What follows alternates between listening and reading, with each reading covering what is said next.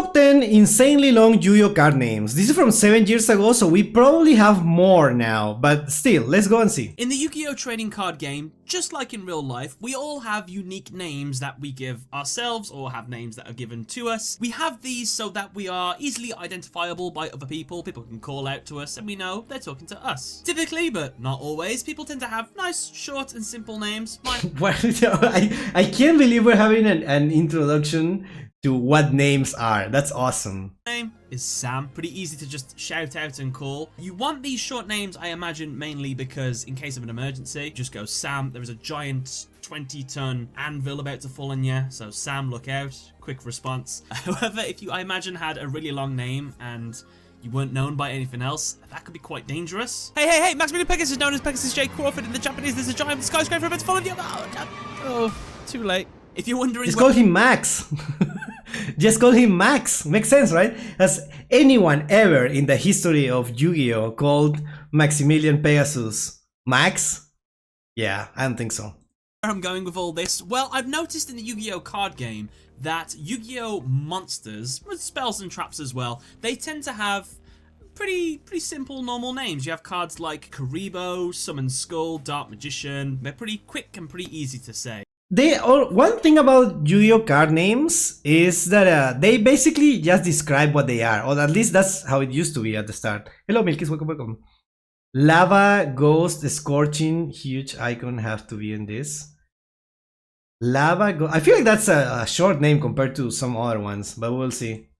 However, I've started to notice as the Yu-Gi-Oh series goes on and new cards are being developed, Yu-Gi-Oh short named cards are getting less frequent. I imagine you can only have so many different names. You have to get a little bit more descriptive with the new cards. That isn't always to say this hasn't been the case. We've had quite complex names like Lejin, the mystical genie of the lamp. Oh, that's an old... Wait, these are old ones. And they still have like really long name. Giant turtle who feeds on flames. Giant turtle who feeds on flames. Putrid pudding. Body buddies, which is a bit of a disgusting name. Fair play. And we even have some monsters that are kind of like a tongue twister, like interplanetary purpley thorny dragon. Woofed. Would you believe me to say there are cards that have even longer card names? I believe it. These guys. So I thought, how about we look at the top 10 longest Yu-Gi-Oh card names in the history of Yu-Gi-Oh that I was able to find. Just before we start, let's look at the other end of the spectrum, which is the shortest Yu-Gi-Oh card name in the Yu-Gi-Oh trading card game, which is the spell card 7. Not the word 7. Oh, wow, it's literally just 7. What? We're adding so many of these, dude. This is amazing. The number 7. It's 1 character in total, so that is the benchmark that we're going to set for ourselves. So how about we look at number 10?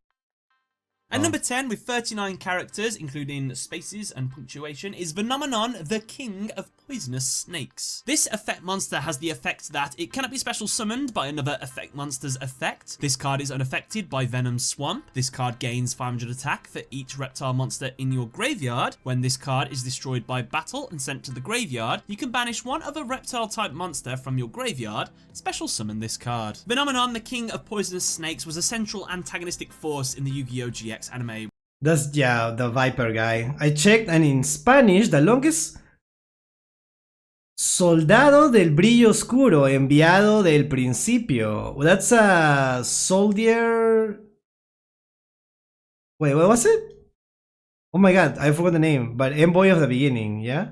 But I don't remember that. It's not, it's dark something. I don't know. Which was wielded by Viper. So I thought it was quite a fitting one to put at the number 10 spot, and when you see the number 9 spot, it's quite poetic really. There are a couple other cards that I wanted to include in the 39 character number 10 spot, so I'll just throw them in anyway, just as a little plus. We have Elemental Hero, Shining Phoenix Enforcer, Chaos Emperor Dragon, Envoy of the End, including the little hyphen in the middle, Super Dreadnought Rail Cannon, Gustav Max, which if you include its original Japanese name is actually 41 characters, which is Super Dreadnought Cannon Train, Gustav Max. Oh. And we also have a majority of the DDD monsters, DDD, Super Doom King Purple Armageddon, and I thought it was gonna be one of the longest ones. DD Super Doom King Bright Armageddon, which if you go with their Japanese names, they shoot right up with DDD Super Death Great King Purplish Hell Armageddon. Woofed. And number Okay. 9 with 41 characters is Venomenaga, the deity of poisonous snakes. Her effect Yeah, is... that's the one that you summon with the other one. I think we're gonna skip the effects, right? I feel like we don't really need to get there. But yeah, also from Viper, the guy from the antagonist for the first half of season 3 of GX. Yeah. Oh, pretty awesome. Number 9 position. And number 8 with 42 characters, we have Super Anti-Kaiju War Machine Mecha Dogoran. In fact, this monster was the actual inspiration for this list. I thought Really? this card would have been the number 1, but in fact, it's only 8 on this list. With a name like Super Anti-Kaiju War Machine Mecha Dogoran, it's a very long name. And if we actually pull in the Japanese name, that 42 characters goes all the way up to 55 because it's Super Mecha Dogoran, comma, the anti-kaiju final battle weapon. Its effect is it kind of... It sounds really funny. I wouldn't want to skip the effects. Like, the effects don't add anything to this type of video, I think. kaiju monster equipped to it by this effect. I mean, this monster looks like an absolute badass. Fair play, I'm not arguing that. So as such, it should have a really awesome name, but that is so descriptive. So it is a super anti-kaiju, so it's specifically for fighting against the kaijus, which is kind of fitting with the Mechagodzilla kind of thing. Fits with it. Of course, because it's mechanical, it is War Machine-like. Yeah, but do you really need this? Like, if you... War Machine, but you already have some mecha in there, and it's clearly designed for, like, war. You can just call it Anti-Kaiju Mecha Dogoran, and that's it, right? Why do you need the War Machine? I don't know. Kind of like Iron Man and War Machine, I guess. It's strapped with loads of weapons. And of course, it is a metal dragon, so it's a Mecha Dogoran, with Dogoran being the non-mechanized version of this monster, just like how Godzilla was with Mechagodzilla. So, alright, sure, it's descriptive. Okay. And number 7 with 45 characters. It does not sound cool like that. It sounds better. It sounds better. Like, the long names are just like, I don't know. We have the iconic Blackluster Soldier dash envoy of... Okay, Blackluster Soldier. That's what I was missing. Beginning. His effect is he cannot be Okay, let's skip the effect. attack in a row. Blackluster Soldier, Envoy of the Beginning, is of course the advanced version of the original Blackluster Soldier that we saw a long time ago as a ritual monster. Now this monster is an absolute beast, and people know that its name is quite long because it is normally abbreviated down from Blackluster Soldier, Envoy of the Beginning. Oh, that's BLS. Oh, that's what you were saying. BLS. Okay. To simply BLS. We have a lot of cards that are similar to this where they kind of just abbreviate the names. For example, we have like Reinforcements of the Army, Rota, Mystical Space Typhoon, MST, Dark Magician of Chaos, Demog, and many, many more. So not Dad. Dad didn't need it. Dad and Lad didn't need those, but we have them anyways because they are funny. Soldier being at 45 characters and only 7th on the list. Let's see who's above, shall we? At number 6, with 46 characters on this list, we actually have our first non-monster card, which is... In other languages, it's better, more seductive with the accent seductive. Interesting. Is training for hire, comma, for all your training needs. What the hell is this, dude? For all your training needs? That is so funny. What a funny card. Trap card's effect is, if a monster for hire you control is destroyed by battle or an opponent's card effect, you can target one of those monsters, special summon one monster for hire from your deck, whose level is lower than the target's original level. You can only use this effect of training for hire for all your training needs once per turn. Now this card... King DDD? D? This is from 7 years ago, that card didn't exist then. But let me know in the comments, chat, now that we're talking about this. Let me know in the comments what cards has come out since then, right? That have like super long names. Let me know, because I'm really curious now. Card's name is unique in the fact that it seems to be the translation team who are translating it from the Japanese into the English, just having a little bit of fun with the new name, because if you didn't know, the Fur Hire monsters were originally called the Skyfang Brigade. Yeah. So it's kind of obvious, now that they've had the name changed to Fur Hire, you can make a few puns with this one, which is, of course, best exemplified by this card, training for hire for all your training needs. And with this card having a total of 46 characters in its card title, it's pretty fun. At number 5, with 47 characters, we have Assault Blackwing Chidori, the Rain Sprinkling. This doesn't seem as long as some of the previous one. I don't know why. Assault Blackwing Chidori the Rain Sprinkling. I like that they threw the word sprinkling at the end of this. I don't know. Oops. It kind of emasculates the whole thing. I know Chidori means like 1,000 birds or something. I'm going off what they said in Naruto. I don't think that's what it means. I really doubt that's what it means. With the Chidori. Chidori. Is it bird like Tori? Fair play. He requires one tuner and one or more non-tuners. One tuner. I'm sorry. Sprinkling, which is just a little tiny bit longer. Wait, what? Summon it. Graveyard, except Assault Blackwing Chidori the Rain Sprinkling, special summon it. It's a long effect. If we go by this monster's Japanese name as well, it is known as Assault Black Feather Chidori the Rain Sprinkling, which is just a little tiny bit longer. But this card is pretty awesome. I do like the name, I guess, so I think it deserves this spot on the list anyway. Pretty cool. At number 4, with 47 characters, we have our first number monster on the list, number 38, Hope Harbinger Dragon, Titanic Galaxy. See, this seems like way longer than the previous one. Yeah, I'm surprised that numbers takes that long to appear in the list. I would assume the numbers will be the number... the number 1. Control, it gains attack equal to one of those destroyed monsters' original attack. I'm starting to notice as well that monsters with really long names also have really long card effects as well. So this is a trend that seems to be going on. But then again, all new cards have loads of effects, so... Just for a bit of reference, by the way, Hope Harbinger, his card effect has 566 characters or 105 words. I made a video recently why I thought it was quite difficult to get into Yu-Gi-Oh! And I was talking about how long monsters' effects are nowadays, and this isn't even the longest Yu-Gi-Oh! Card. I'm just saying, like... Nirvana High Paladin. Jesus Christ. Woofed. So this monster, of course, has a little tiny bit of an advantage being a number monster. All number monsters start with number so-and-so ... So, you know, take that with a grain of salt. Let's look at its artwork. So does this monster feel like it's bringing hope? Is it a harbinger? I don't feel hope. I don't feel... I see this and I only feel misery. Hope for... Even if I'm the one playing this, I don't feel hope. You guys, it's definitely a dragon, I will admit that. But along with being a harbinger of hope, as well as being a dragon, it is also titanic in size, and it exists in a galaxy. Wait, what does harbinger mean? Maybe I'm missing something. Maybe it's an ESL moment. What does harbinger meaning? Harbinger? Wait, how do you pronounce it? Harbinger. Harbinger is a person, thing, or event that foreshadows or announces the approach of another. Yeah, it's something that... Harbinger. Is that word, or is this something else? Wait, am I missing something? Am I dumb? Harbinger. Yeah, it is that word. It's just like it brings things. I've been saying a different thing. Dude, what? Am I dumb? With being a harbinger of hope, as well as being a dragon, it is also titanic in size, and it exists in a galaxy, or it is part of a galaxy. Alright then, okay. Cool card nonetheless. Yeah, I know. Hope is like utopia, yes.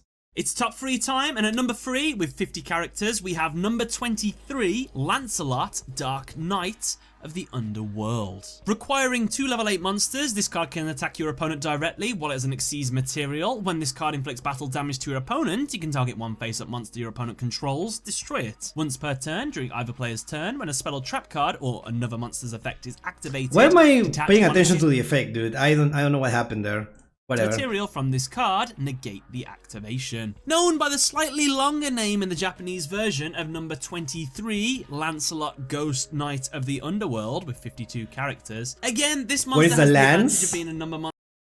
Is Lancelot meant to be a lance person? Because that's what is it called? Rapier? Rapier? How do you pronounce this? Wait, hold on. Rapier. Yeah, that. monster, so of course it's going to have a few more extra words in its old title. The fact that it is Lancelot is a reference to the old Arthurian legends of Lancelot, who wasn't always such a cool and awesome guy, so it makes sense that he would be a dark knight of the underworld. I mean, fair play. I mean, this is like the second Lancelot in the Yu-Gi-Oh! Trading card game, right? Or the third or fourth? I actually can't remember. There's been quite a few. The best Lancelot, I would have to say, though, would probably be the one from Fate Zero. What? Cool. However, I gave this monster number 3, so number 3. Okay. In second place, with also 50 characters, this one is a personal preference of mine because I just love the way it flows off the tongue. Okay. It is an incredibly long name, but it is so satisfying to say. And that monster is number 81, Super Dreadnought Rail Cannon Super Dora. That doesn't sound that good. Woofed. I love saying that name. Its effect is Okay, I want to know. Now, this guy actually goes against what I said a little bit earlier. I said the longer the monster's name, the longer the monster's effect. However, This doesn't have one's that- pretty short yeah. and simple. Just gain immunity, really, to whatever it chooses on the field. Awesome. And as well, why I think this monster should be number 2 is that its English name has 50 characters, whereas its Japanese name goes up a whopping 61 characters. In that, it is known as number 81, Super Dreadnought Rail Cannon Train, Superior Dora. Super versus Superior. They can get away with it because they don't write number, right? They write N-O. Dreadnought Rail Cannon Train, Yeah, they don't have to write numbers, so they can get away with more space. Superior Dora. Super versus Superior. They both sound so cool. Superior Saiyan, like whenever I think of Super, I always think of Super Saiyan. Superior Saiyan. That could be like a new evolution. Superior Saiyan. I like it. Anyway, I've always had a fondness for Super Dreadnought Rail Cannon Gustav Max. So seeing number 81 Super Dreadnought Rail Cannon Super Dora on this list is pretty cool. So that is my number 2 spot. What is number I hope you 1? agree. Now, Honorable just before we mention. find out number 1, I have one quick honorable mention. I didn't include it on the list because it is a manga exclusive card, but its name is insane. It has 56 characters in total, and it is D/D/D/D Super Dash Dimensional Sovereign Emperor Zero Paradox. God. Oh, but this is in the game now, right? I'm pretty sure this exists already in the game.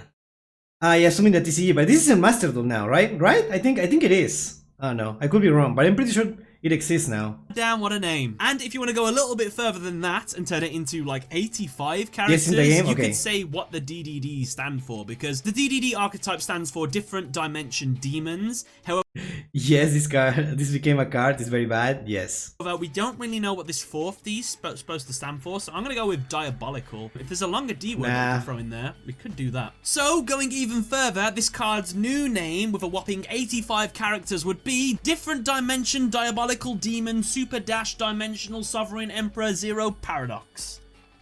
Honorable mention.